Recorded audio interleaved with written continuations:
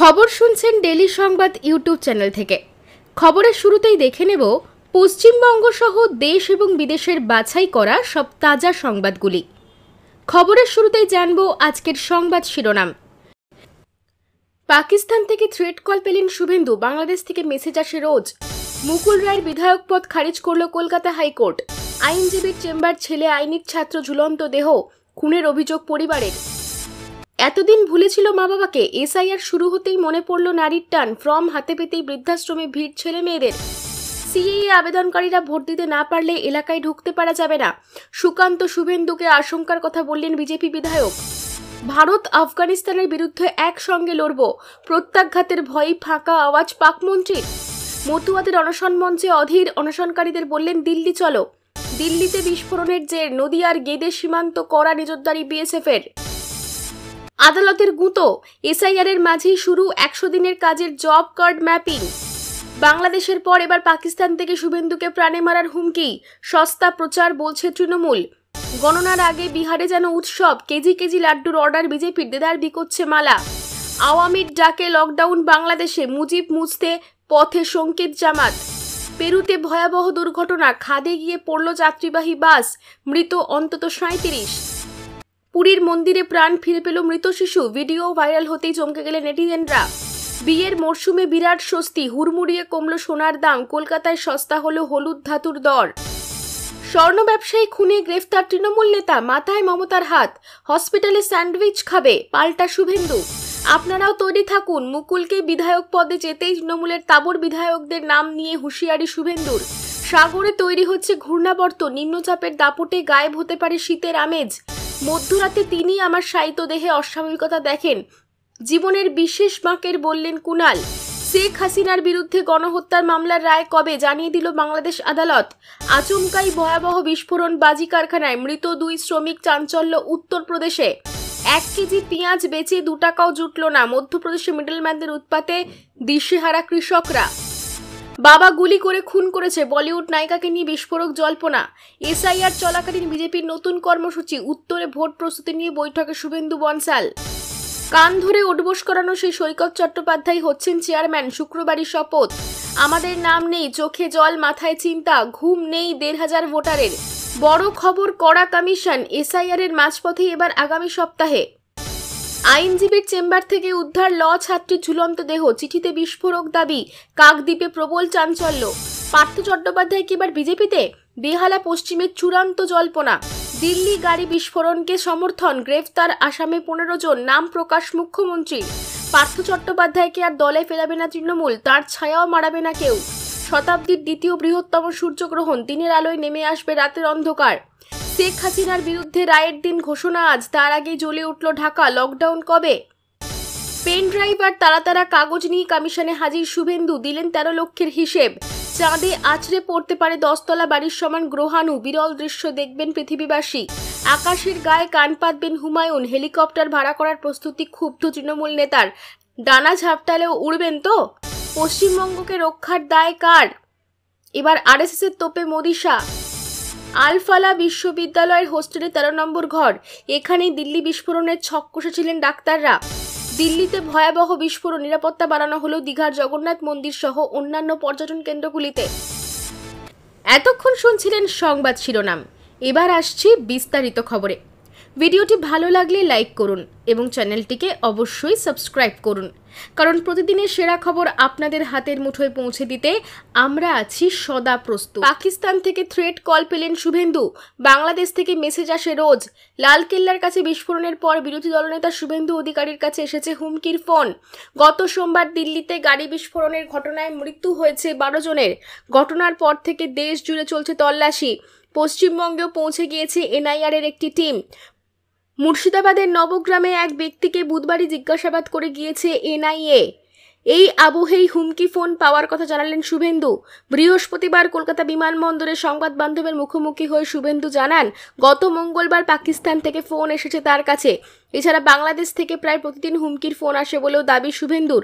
তবে তিনি কোনো লিখিত অভিযোগ দায়ের করেননি, সংশ্লিষ্ট জায়গায় জানিয়েছেন বলে জানান তিনি। এই রাজ্য হচ্ছে সেফেস্ট প্লেস এবং এখানে ইসলামিক টেররিজম পশ্চিমবঙ্গ হয় না, তার কারণ পশ্চিমবঙ্গে এই এক্সট্রিমিস্ট ফোর্সরা তারা মনে করে এটা ওদের সেফ জায়গা, মমতা ব্যানার্জি থাকার জন্য এটা ওদের কাছে সেফ জায়গা। আর আমরা থ্রেট কল খাই। আমি 2 দিন আগেও পাকিস্তান থেকে থ্রেট কল খেয়েছি। না না, যাদের ইন্টারনাল জানলেন জানিয়েছি, ও ডেলি করে, বাংলাদেশ থেকে তো ডেলি প্রত্যেক দিন করে, আমার হোয়াটসঅ্যাপ নাম্বার সবাই জানেন। দিল্লির ঘটনা প্রসঙ্গে কথা বলতে গিয়ে খাগড়াগড় বিস্ফোরণের কথা মনে করিয়ে দিয়েছেন বিরোধী দলনেতা। তার বক্তব্য, এ রাজ্যে সন্ত্রাসবাদের নিরাপদ জায়গা বলে মনে করে, তাই এখানে হামলা হয় না। এদিন শুভেন্দু বলেন, মুর্শিদাবাদ তো ওদের ঘাঁটি, আনসারুল্লাহ বাংলা টিম ধরা পড়েছে ওখানে, মাদ্রাসা খুলে 1.5 বছর চালিয়েছে, এই রাজ্য জঙ্গিদের নিরাপদ জায়গা, তাই এখানে হামলা হয় না। আর আমরা থ্রেট কল পাই। দিল্লির ঘটনার আগেই শাহিন নামে এক মহিলা চিকিৎসককে গ্রেফতার করা হয়েছে। জানা যাচ্ছে আরও 2 জনের খোঁজ চালাচ্ছে গোয়েন্দারা, যারা ঢাকা মেডিকেল কলেজ থেকে পাশ করেছে। এরপর কাশ্মীরের অনন্তনাগ ও শ্রীনগরে তারা ডাক্তারি করেছেন। তবে এরা ডাক্তারি নয়, জঙ্গি গোষ্ঠীর জাইস মোহাম্মদের হয়ে কাজ চালাচ্ছিল, কিন্তু এদের খোঁজ এখনো মেলেনি। পুরীর মন্দিরে প্রাণ ফিরে পেল মৃত শিশু, ভিডিও ভাইরাল হতে চমকে গেলেন নেটিজেনরা। পুরীর জগন্নাথ মন্দিরে এক বাবা তার মৃত সন্তানের দেহ নিয়ে প্রার্থনা করতে আসেন। এমনই এক ভিডিও সোশ্যাল মিডিয়ায় ভাইরাল হয়েছে। ভিডিওতে দেখা যায় বাবা ভগবানের কাছে প্রার্থনা করছেন সন্তানকে ফিরিয়ে দেওয়ার জন্য। কিছুক্ষণ পর শিশুটির হাত পা নড়ে ওঠে এবং সে চোখ খোলে। এই দৃশ্য দেখে উপস্থিত সকলেই হতবাক হয়ে যান। ভিডিওটি দ্রুত ভাইরাল হয়েছে। অনেকেই একে জগন্নাথ দেবের অলৌকিক আশীর্বাদ বলে মনে করেছেন, যদিও ভিডিওটির সত্যতা যাচাই করা হয়নি। বহুজনের মতে এই ঘটনাই আবারও প্রমাণ করল পুরীর জগন্নাথ মন্দির সত্যি অলৌকিক মাহাত্ম্য আছে। এতদিন ভুলেছিল মা বাবাকে, এসআইআর শুরু হতেই মনে পড়ল নারীর টান। ফর্ম হাতে পেতেই বৃদ্ধাশ্রমে ভিড় ছেলে মেয়েদের। একসময় যাকে বুকে পিঠে করে মানুষ করেছিলেন তারাই বড় হয়ে বাড়ি থেকে বিদায় করেছিল মা বাবাকে। কেউ ইচ্ছে করে, কেউ আবার হয়তো বাধ্য হয়েই বাবা মাকে পাঠিয়েছিলেন বৃদ্ধাশ্রমে। কিন্তু একেই বোধহয় বলে ভাগ্য। এসব নেই, রাজনৈতিক দলগুলি যখন ভাবছে কিভাবে ভোটের ফায়দা লুটবে, সেই সময় হয়তো বৃদ্ধ মা বাবাদের ঘুরছে ভাগ্যের চাকা। কারণ এসআইআর চালু হতেই বৃদ্ধাশ্রমগুলিতে মা বাবাদের খোঁজ নেওয়া বাড়ছে। তবে ভালোবাসার কারণে সবটা নয়, নিজেদের প্রয়োজনেই খোঁজ নিচ্ছে মা বাবার। জানা যাচ্ছে বিভিন্ন বৃদ্ধাশ্রমে দেখা গিয়েছে এক নতুন দৃশ্য। বহু বছর যাদের খবর কেউ নেয়নি, সেই বৃদ্ধ বৃদ্ধাদের হঠাৎ ফোন করছে সন্তানরা। কেউ আসছে দেখা করতে, কেউ বা আসছে কাগজপত্র নিতে। তেমনই রানাঘাট পুরাতন চাপড়ায় জগদীশ মেমোরিয়াল বৃদ্ধাশ্রম, সেখানকার সম্পাদক গৌরহরি সরকার বলেন, মা বাবাদের বৃদ্ধাশ্রমে রেখে যারা নিজেদের দায় সেরেছিলেন, এখন তাদেরই আনাগোনা বেড়েছে। এত বছর যাদের মুখটুকুও দেখা যায়নি এই বৃদ্ধাশ্রমে, তারাই এখন আসছেন। তিনি বলেন, আমাদের আশ্রমে প্রায় 44 জন মা বাবা রয়েছেন। নদিয়া, বর্ধমান, এমনকি কলকাতা থেকেও অনেকে আশ্রয় নিয়েছেন। কিন্তু এসআইআর চালু হওয়ার পর থেকে হঠাৎ করে সন্তানদের আগ্রহ বেড়েছে। আগে যাদের দেখা মিলত না, এখন তারা প্রায় প্রতিদিন ফোন করছেন। 5 বছর ধরেই আশ্রমে কর্মরত রুমা দেবনাথও একই চিত্র দেখেছেন। তিনি বলেন, আগে অনেকেই বাবা মায়ের খোঁজ নিতেন না, কিন্তু এখন অনেকে এসে জানতে চাইছেন মা বাবা কেমন আছে, কিছু লাগবে কিনা। তবে এই যত্নের আড়ালে যে স্বার্থের গন্ধ লুকিয়ে আছে তা কেউ অস্বীকার করছেন না, আর তা বুঝতেও কারোর বাকি নেই। ভোটার তালিকায় বাবা মায়ের নাম রাখা এখন প্রয়োজনীয় হয়ে উঠছে, কারণ সেই নামে জড়িয়ে রয়েছে সন্তানদের ভবিষ্যৎ বা রাজনৈতিক স্বার্থ। মতুয়াদের অনশন মঞ্চে অধীর, অনশনকারীদের বললেন দিল্লি চলো। ঠাকুরবাড়িতে মতুয়াদের অনশন মঞ্চে হাজির হলেন কংগ্রেস নেতা অধীর চৌধুরী।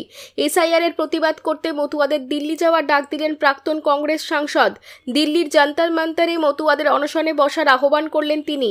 এসআইআর-এর প্রতিবাদে উত্তর 24 পরগনার ঠাকুরনগরে মতুয়া ঠাকুরবাড়িতে আমরণ অনশন কর্মী চলছে। বৃহস্পতিবার সেই মঞ্চে যোগ দিলেন অধীর।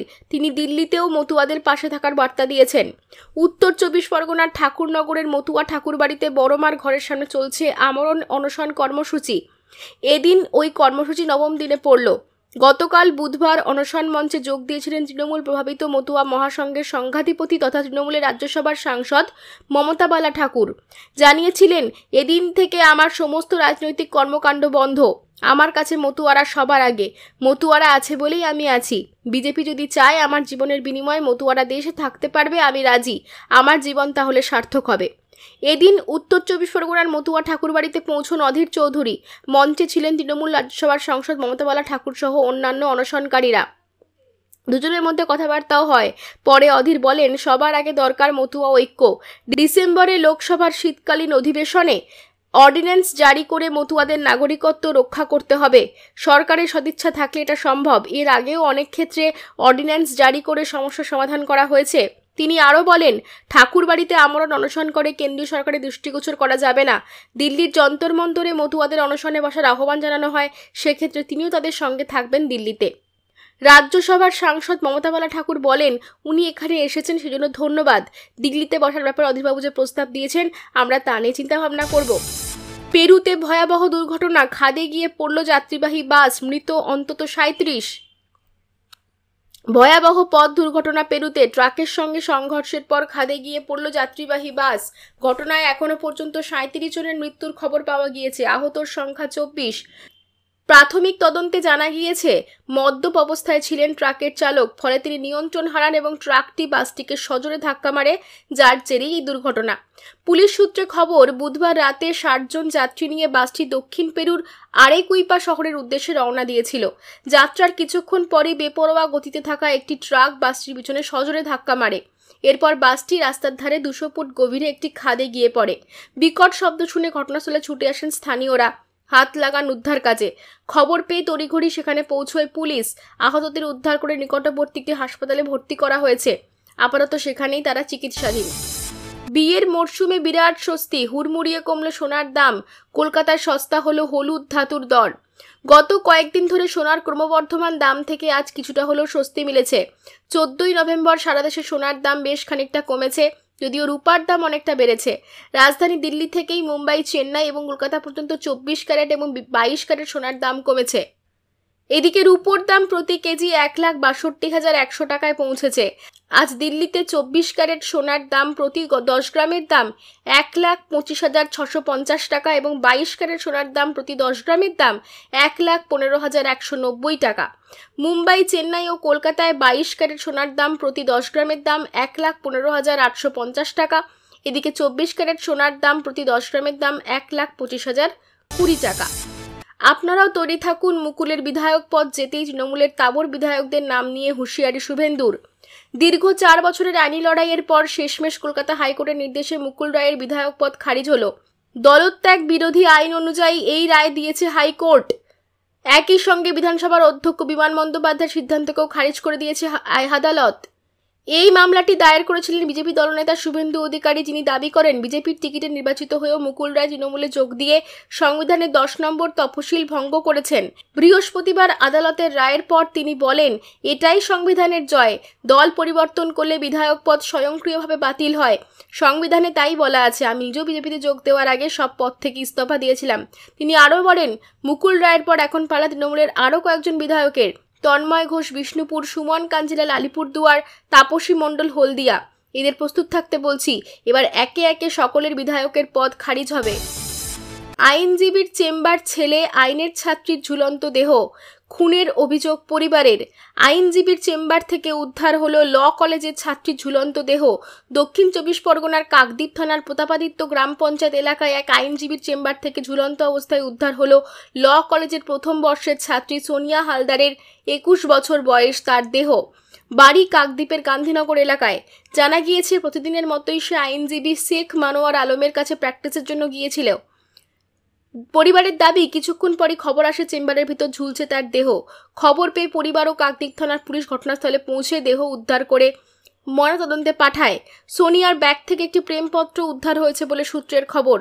পুলিশের প্রাথমিক অনুমান, ওই আইনজীবীর সঙ্গে সম্পর্কের জেরেই আত্মহত্যা করেছে সোনিয়া। পরিবারের পক্ষ থেকে আইনজীবীর বিরুদ্ধে অভিযোগ দায়ের করা হয়েছে, তোলা হয়েছে খুনের অভিযোগ। তবে মৃত্যুর সঠিক কারণ এখনো স্পষ্ট নয়। কাকদ্বীপ থানার পুলিশ অস্বাভাবিক মৃত্যুর মামলা রুজু করে তদন্ত শুরু করেছে। বৃহস্পতিবার কাকদ্বীপ মহকুমা হাসপাতালে মর্গে দেহ ময়নাতদন্ত হবে। পুলিশ ছাত্রীর মোবাইল উদ্ধার করেছে। কর্ডন করে ঘিরে রাখা হয়েছে ঘটনাস্থল। ছাত্রীর মা বলেন, কিছুই বুঝতে পারছি না কি থেকে কি হলো। ও তো সবে গিয়েছিল, তারপর লোকে আমায় খবর দিল তোমার মেয়ে আর নেই। যে উকিলের কাছে গিয়েছিল তারও কোনো হদিশ নেই। ছাত্রীর বোন বলেন, বাবা গিয়ে দেখে অজ্ঞান হয়ে যায়। শেখ মনোয়ার আলমের চেম্বারে দিদিকে পাখায় গলায় ওড়নার ফাঁস লাগিয়ে ঝুলতে দেখে। শেখ মনোয়ার আলমই কাকদ্বীপ পুলিশকে খবর দিয়েছে। তারপর থেকে আমরা ফোন করছি, ফোন সুইচ অফ। আমাদের তো মনে হচ্ছে এটা খুন। ওই ছাত্রীর মোবাইল ফোন বাজেয়াপ্ত করেছে পুলিশ, তবে মেয়ের ফোনের সিম পুলিশ পায়নি।